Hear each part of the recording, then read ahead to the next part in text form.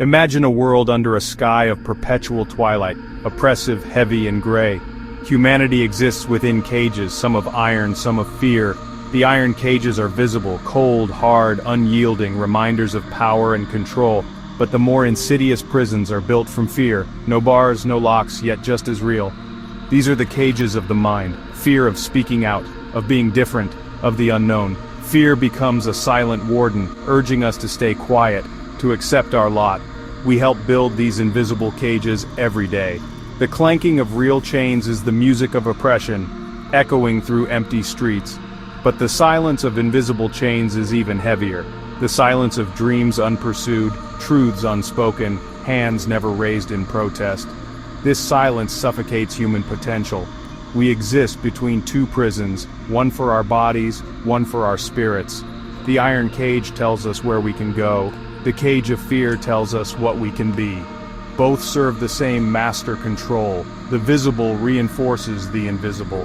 The sight of chains reminds us of fear. Fear makes the bars seem stronger. This is where our story begins.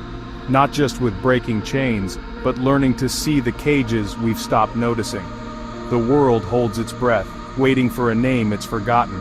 But even in the deepest shadow, the possibility of change lingers. The first step is to see the cage. Only then can we dream of freedom. Picture a city of gray stone, muted colors, and long, imposing shadows. The streets are orderly and eerily quiet. People move like ghosts, eyes downcast. No laughter, no music, no children playing, just the shuffle of feet and the hum of machinery. Everywhere, symbols of control, screens flashing commands: obey, conform, do not question. Disembodied voices repeat these words, saturating every moment. Uniformed figures stand watch, silent and faceless, monitoring every move. Life is a routine. Wake, eat, work, return, sleep. No surprises, no choices. Joy is a transgression. A smile is a secret. A laugh a risk. Emotions are buried, people isolated in their own silent bubbles. Even in a crowd, everyone is alone. The greatest loss isn't movement or speech, it's the freedom to feel, to connect. The city is a cage, and its citizens are its ghosts. Every day is a performance in a script written by someone else. The cost is the loss of self. The silence is not peace, but absence. The city breathes, but it has no pulse. The people have forgotten how to live. The only thing louder than the silence is the longing for something more. The city's true prison is invisible. Its walls are built from fear and habit. But even here, the possibility of change flickers. The city waits for a spark, and so do its people. The loss of freedom is often a slow erosion, a weight you can't see, but always feel. It's the dread in the morning, the heaviness in every step. This weight is made of words unsaid, questions unasked, dreams abandoned. It's the way you avert your gaze, the neutral tone you adopt, the hesitation before reaching for a forbidden book. These are not grand acts of oppression, but daily realities of life without liberty. The human spirit yearns for light, but under constant control, it withers. Hope becomes dangerous. Curiosity fades. The invisible chains convince you the cage is shelter, not prison. The memory of freedom becomes myth.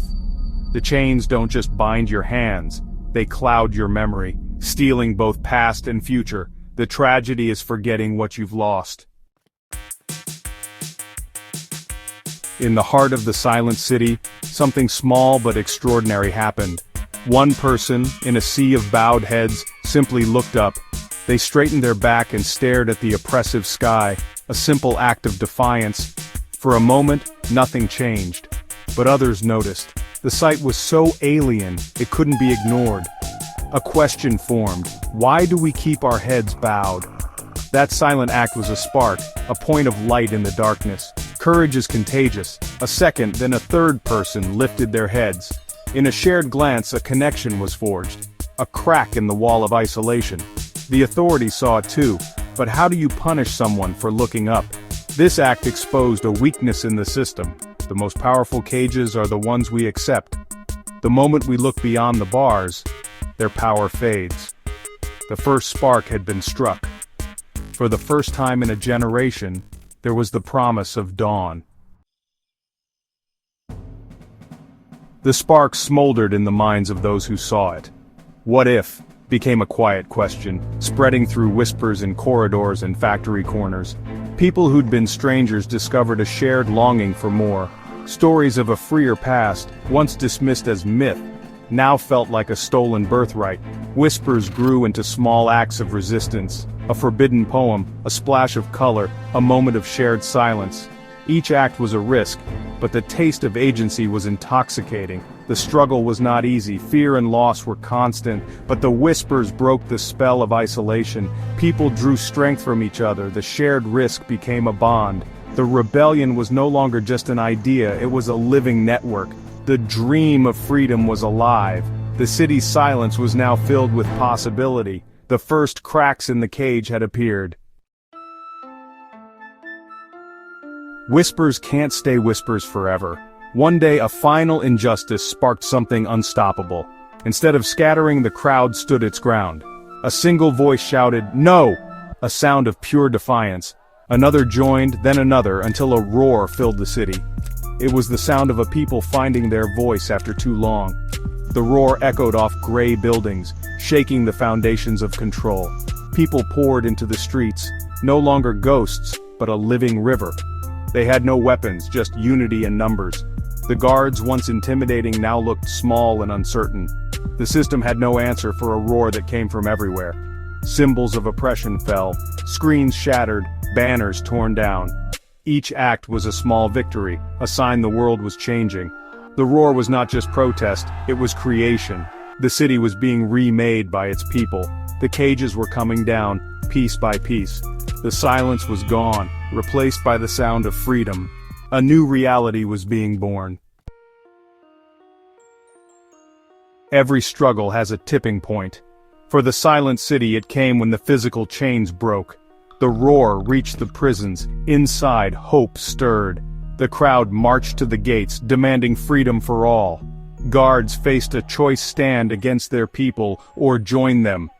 Many laid down their weapons, the gates were thrown open, prisoners stumbled into the light, met by embraces and tears.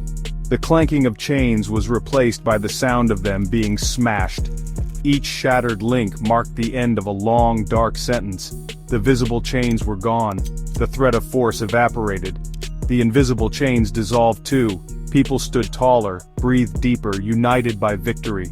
The fight wasn't over, but the war for their bodies and spirits was won. In that moment, they were truly free. The city was transformed by courage and unity. The chains, both seen and unseen, were finally broken. In the aftermath, a new silence filled the city, one of awe and possibility. The sky hinted at blue, the horizon was open. Freedom was now the presence of choice, not just the absence of chains. The city transformed. Gray walls became canvases, music spilled from windows, debates filled the squares. People argued, compromised, and celebrated the messy process of shaping their own destiny. Individuals rediscovered themselves, writing, creating, loving freely. Every choice became a celebration of liberty. Life was no longer a script but an empty page for each person to write. The future was a shared project, a wide-open landscape. Challenges remained, but they were met with hope. The horizon was a promise, not a limit. The journey was just beginning. The city was alive with possibility. Freedom was theirs to define, together. Freedom is not a gift or an accident. It's a hard-won victory. The story of the Silent City is the story of humanity's struggle for liberty. Every generation inherits the possibility of a better world, not perfection. The memory of the cage is passed on, so we never forget the price of complacency.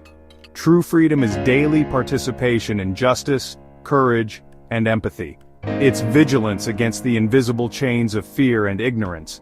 Freedom is a garden, not a monument. It must be tended by every generation. The story of freedom has no final chapter. It's a legacy and a duty we all carry. We are the children of those who whispered in the dark and roared in the light. The chains of the past may be broken, but the work is never finished. The next verse is ours to write. Cherish the lightness of being free. Never forget the weight of the chains.